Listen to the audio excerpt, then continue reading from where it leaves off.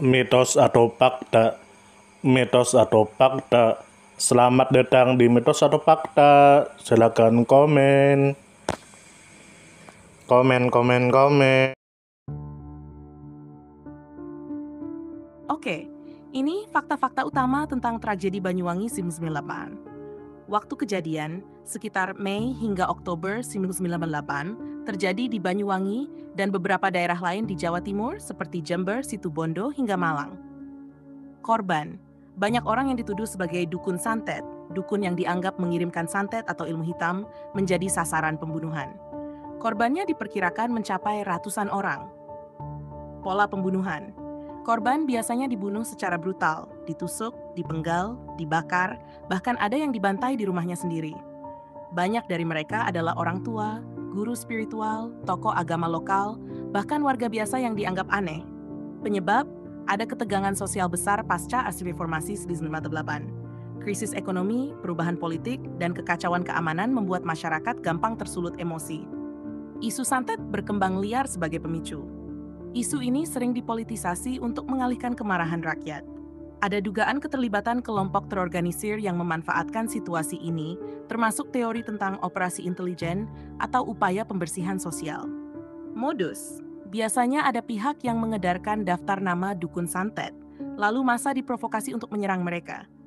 Tapi dalam banyak kasus, eksekusinya tampak profesional, bukan sekadar amuk massa biasa. Motif lain, selain ketakutan terhadap santet, ada juga motif lain seperti perebutan tanah, balas dendam pribadi, perampokan, atau sekadar pengalihan perhatian di tengah kekacauan nasional. Penyelidikan. Pemerintah Indonesia waktu itu tidak berhasil mengungkap sepenuhnya siapa dalang utama tragedi ini. Banyak kasusnya tidak pernah diadili dengan benar. Dampak. Trauma panjang di masyarakat Banyuwangi dan sekitarnya menambah citra kelam soal kekerasan berbasis isu mistik di Indonesia. Mau aku lanjutkan bahas juga teori-teori tentang siapa yang diduga menggerakkan tragedi ini? Ada teori tentang militer, preman, bahkan konflik antar kelompok Islam juga kalau mau detail. Mau?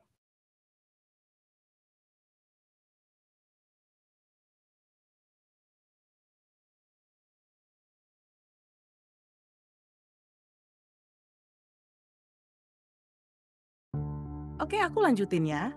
Ini beberapa teori besar soal siapa yang diduga menggerakkan tragedi Banyuwangi 1998. 1. Teori keterlibatan intelijen militer. Banyak analis menduga ada operasi intelijen di balik tragedi ini.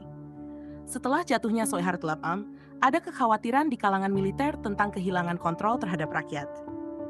Dugaan, intelijen tentara membiarkan bahkan mungkin mendorong kekerasan supaya menciptakan ketakutan massal, menunjukkan bahwa tanpa tangan besi mereka, negara bisa kacau.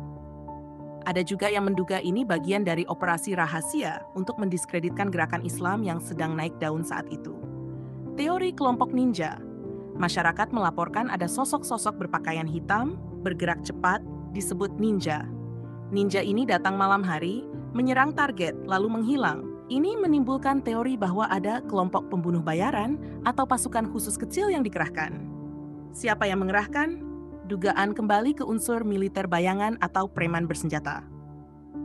3. Teori konflik antar kelompok Islam. Ada ketegangan antara kelompok Islam Nahdlatul Ulama dengan kelompok Islam modernis garis keras. Beberapa orang melihat pembunuhan ini sebagai serangan terhadap tokoh-tokoh NU yang dianggap dukun karena praktik keagamaan mereka berbasis kultural, seperti amalan dan ritual lokal. Artinya, ini bisa dianggap pembersihan untuk memperkuat paham keagamaan tertentu. 4. Teori balas dendam pribadi dan ekonomi. Banyak kasus pembunuhan yang sebenarnya motifnya ekonomi atau dendam pribadi, tapi ditutup-tutupi dengan alasan dukun santet. Misal, seseorang membunuh tetangganya untuk merebut tanah, lalu menyebarkan kabar bahwa korban adalah dukun santet. Dengan kondisi masyarakat yang paranoid, tuduhan itu cukup untuk memicu serangan tanpa penyelidikan lebih jauh. 5. Teori anarki pasca reformasi. Setelah jatuhnya Soeharto, aparat keamanan melemah. Banyak wilayah mengalami krisis hukum. Rakyat merasa bisa bertindak sendiri. Tragedi Banyuwangi mungkin juga ledakan spontan dari ketegangan sosial, ketakutan mistik, dan frustrasi ekonomi tanpa perlu dalang tunggal. Kalau mau lebih dalam lagi, aku juga bisa ke contoh kasus spesifik, kayak pembunuhan massal di Desa Alas Malang, atau serangan ke tokoh-tokoh agama NU di Glenmore dan Rogo Jampi. Mau sekalian sekilas contoh realnya juga? Mau aku terusin?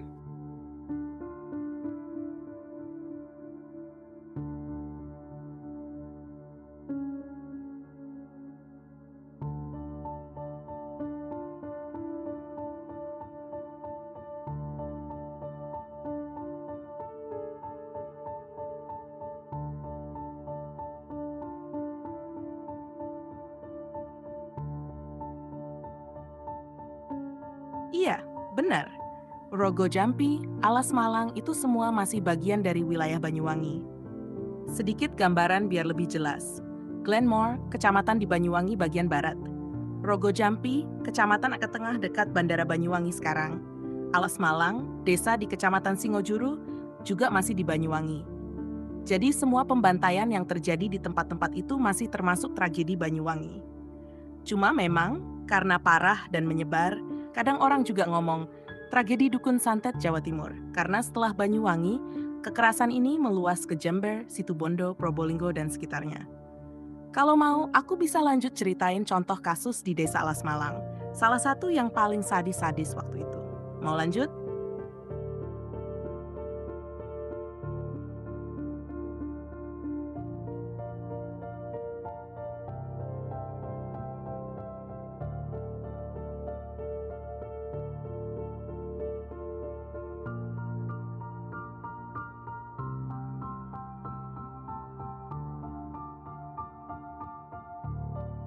Oke, aku ceritain sekilas tragedi di Desa Alas Malang ya. Tragedi Alas Malang Banyuwangi, 1999 waktu jadian, Juli 1998. Apa yang terjadi? Waktu itu ada isu beredar di masyarakat bahwa ada dukun santet di Desa Alas Malang. Malam-malam, sekitar ratusan warga dengan senjata tajam menyerbu rumah-rumah orang yang dituduh sebagai dukun santet.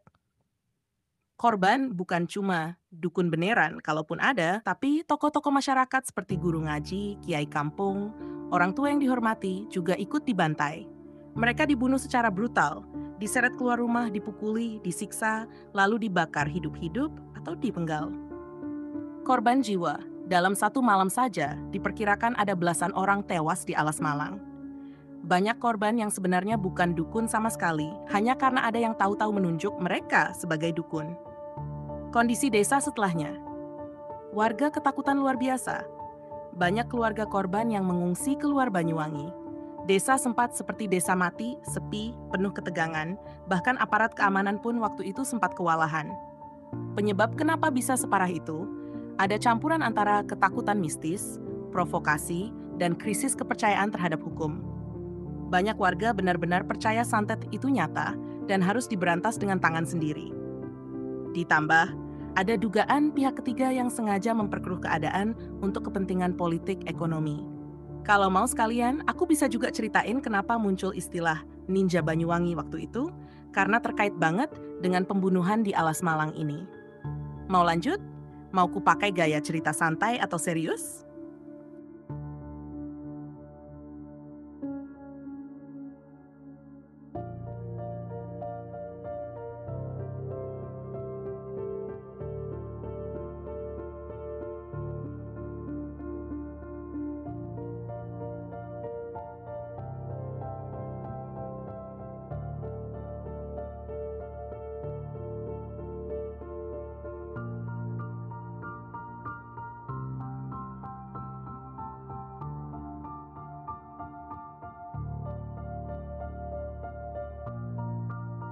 Oke, siap. Aku lanjutin dengan gaya santai ya. Jadi gini, waktu tragedi itu lagi panas-panasnya, orang-orang di Banyuwangi mulai sering ngomongin ninja.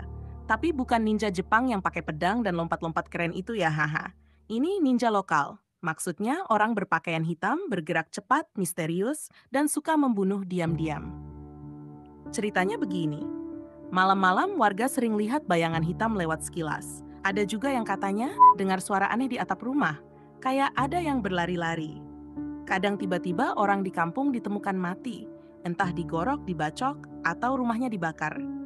Karena nggak ada yang tahu pasti siapa pelakunya, Warga mulai bilang itu kerjaannya ninja. Dari situ lahirlah istilah ninja Banyuwangi. Padahal ya, kalau dipikir-pikir lagi, yang disebut ninja itu kemungkinan besar kelompok pembunuh bayaran atau orang-orang terlatih yang dikirim untuk menghabisi target tertentu, bukan sekadar warga biasa. Lucunya lagi, karena ketakutan makin parah, siapa aja yang ketahuan pakai baju hitam malam-malam bisa dikejar massa.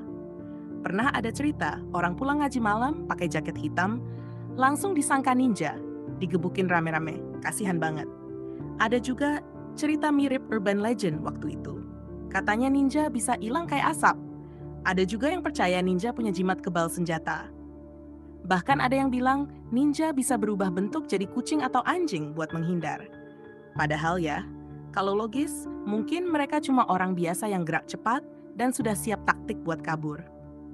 Kesimpulannya, ninja Banyuwangi itu sebenarnya bukan ninja beneran. Itu simbol ketakutan masyarakat Banyuwangi waktu tragedi Santet, ketakutan akan pembunuh misterius yang nggak kelihatan siapa dalangnya. Sampai sekarang, banyak kasusnya yang nggak pernah jelas siapa pelakunya, dan banyak keluarga korban nggak pernah dapat keadilan. Kalau mau, aku juga bisa kasih tahu kenapa ada yang curiga ini, semua sengaja dibiarkan supaya orang sibuk takut santet, bukan sibuk nuntut reformasi politik. Mau lanjut?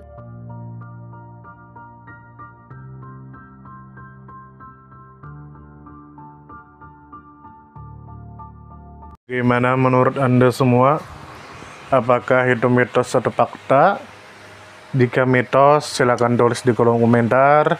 Dan jika fakta, silakan tulis di kolom komentar.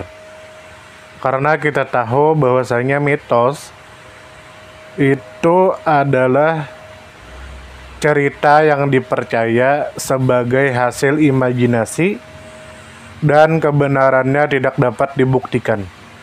Sedangkan fakta adalah suatu peristiwa atau keadaan yang benar-benar terjadi dan dapat dibuktikan. Nah, jadi bagaimana menurut Anda semua? Apakah ini mitos atau fakta? Silakan tulis di kolom komentar.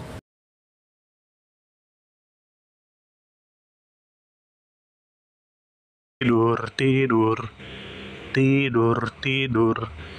Ayo kita tidur.